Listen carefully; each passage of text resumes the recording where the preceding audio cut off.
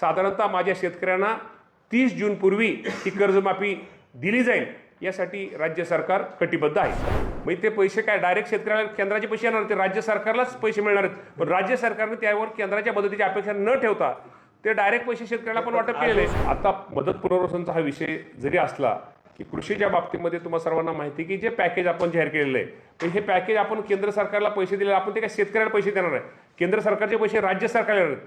केंद्र सरकारचे पैसे मिळतील हे अपेक्षेने जे राज्य सरकारने शेतकऱ्यांसाठी जाहीर केलं होतं ती मदत दिलेली आहे।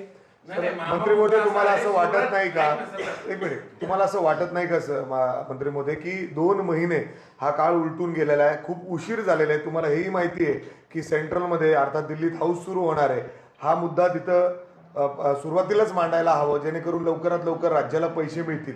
तुम्ही म्हणताय पत्र पाठवलंय, स्वतः केंद्रीय मंत्री म्हणतात अजून केंद्रीय मंत्री अधिवेशनामध्ये असतील, गेल्या आठवड्यातच तो प्रस्ताव आपण पाठवलेला, आठवडा लागला प्रस्ताव, ऐका ना, प्रस्ताव पाठवलेला आहे आणि प्रस्ताव मी तुम्हाला सांगतो ना, जरी प्रस्ताव आपण केंद्राने पाठवलेला जरी प्रस्ताव पाठवला असला, राज्य सरकारने केंद्राचे पैसे मिळतील हे अपेक्षेवरती शेतकऱ्यांना मदत केलेली आहे। त्या बाबतीमध्ये शेतकऱ्यांना काय मदत आपण थांबवलेली नाहीये, मग ते पैसे काय डायरेक्ट शेतकऱ्याला केंद्राचे पैसे येणार, ते राज्य सरकारलाच पैसे मिळणार आहेत, पण राज्य सरकारने त्यावर केंद्राच्या मदतीची अपेक्षा न ठेवता ते डायरेक्ट पैसे शेतकऱ्याला पण वाटप केलेले। सुद्धा बरेच शेतकऱ्यांना मदत मिळालेली नाही, साधारणतः अजून सुद्धा म्हणजे जसं तुम्ही म्हणताय अजून आकडेवारी पूर्ण आली नाही, तर मदत कशी झाली? नाही, मदत आकडेवारी आपण दिलेली, आकडेवारी कृषी विभागाने दिलेली, पण इतर विभागांची सुद्धा सर्व इतर आकडेवारी ही गोळा आपण माहिती घेऊन हा प्रस्ताव आणि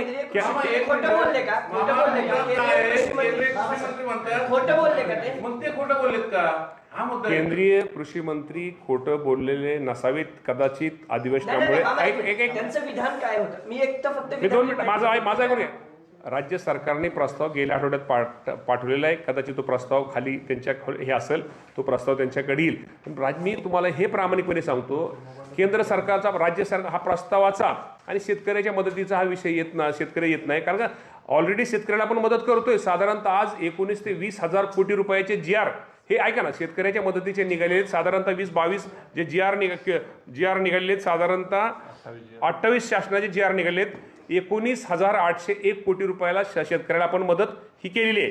त्यामुळं शासनाचे GR केंद्र सरकारचे आपण माहिती जरी केंद्र सरकारला माहिती अचूक असली पाहिजे, परत त्या माहितीमध्ये आपल्याला बदल करता येत नाही। थोडी माहितीला उशीर कशासाठी होतो की ते माहिती सगळ्या डिपार्टमेंटला नुसत्या कृषी विभागाचं नाही, पूर आहे अतिवृष्टीमुळे ज्या विभागाचं नुकसान झालं ती सगळी माहिती एकत्र संकलित करून कृषी विभागाने माहिती त्यांना मिळालेली, इतर माहिती त्यांना मिळालेली असल्यामुळं मागच्या आठवड्यात त्यांनी मदत पुनर्वसननी हा प्रस्ताव ह्या केंद्र सरकारकडे माननीय CS यांच्या माध्यमातून मुख्यमंत्री मागच्या आठवड्यात पाठवलेला आहे। आणि मी तुम्हाला शेतकऱ्यांना एवढं सांगतो, तुम्ही लक्षात तुमच्या आलं नाही, जरी प्रस्ताव जरी अचूक पाठवलेला आहे, हे पैसे आपल्याला जे प्रस्ताव आहेत ते पैसे मिळणार आहेत हे आपण गृहीत धरलेले आहे, हे पैसे मिळणार आहेत हे गृहीत धरून आपण शेतकऱ्यांना मदत साधारणतः बघा 28 शासन GR काढलेत, आपण 19,801 कोटी रुपयाची मदत ही शेतकऱ्यांना केलेली आहे। केंद्र सरकारचे पैसे मिळणार हे अपेक्षेवरती आपण ती मदत केलेली आहे। किती इन्व्हेस्टमेंट होणं अपेक्षित आहे, तुम्ही काय अहवालामध्ये सांगितलेलं जो अहवाल तुम्ही केंद्र सरकारला पाठवला साधारणतः 1,03,00,000 एकर एवढ्या शेतीसाठी आपण तो कृषी विभागाच्या माध्यमातून आपल्या कृषी विभागाचा आपण ते पाठवलेलं आहे। त्यामुळे निश्चित प्रकारे मी तुम्हाला एवढं सांगतो की राज्य सरकार सुद्धा शेतकऱ्यांना मदत करते। या राज्याचे मुख्यमंत्री, दोन्ही उपमुख्यमुख्यमंत्री ऐका ना पॅकेज आता सगळ्या विभागाचं असल्यामुळं आपण 1 कोटी आपण 2-3 लाख हेक्टर हा कृषीचा आपण मागणी करतोय। आणि इतर विभागाच्या माध्यमातून नुसतं कृषी विभागाचं नाही, अतिवृष्टीमुळे अनेक ह्याचं नुकसान झालेलं आहे, त्यामध्ये घराचे पडझड असेल, पशुधन असेल किंवा इतर ठिकाणचे कोणाचं हे गेलं असेल, त्यामध्ये सगळे एकत्रितरित्या तो प्रस्ताव हा केंद्र सरकारला हा आपण पाठवतोय। मी तुम्हाला सांगतो, जरी केंद्र सरकारला प्रस्ताव आता कृषी विभागाचा आपण म्हटला, कृषी विभागाचा प्रस्ताव मी म्हणतो आपण पाठवला, गेल्या आठवड्यात पाठवला, तरी सुद्धा केंद्र सरकारचे पैसे हे आपल्याला मिळणार हे अपेक्षेवरती राज्य सरकार हे शेतकऱ्यांना मदत करत असतं। त्यामुळे आपल्याला माहिती आहे की NDRFच्या नियमाप्रमाणे तर राज्य सरकारची केंद्र सरकारची रक्कम आपल्याकडे आहेच, परंतु या बाबतीमध्ये मी तुम्हाला सगळ्याला एकच सांगतो की त्यामध्ये शेतकऱ्यांचं कुठलंही नुकसान झालेलं नाही. शेतकऱ्याची मदत थांबलेली नाही. त्यामुळे शेतकऱ्याला मदत ही निश्चित प्रकारे राज्य सरकारच्या माध्यमातून आम्ही दिलेली आहे.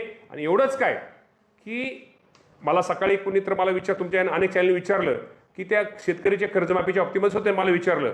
कर्जमाफीच्या बाबतीमध्ये आपल्या सगळ्यांना माहिती आहे की परदेशी साहेबांच्या ह्याच्याखाली एक कमिटी ही राज्य सरकारने ही नेमलेली आहे.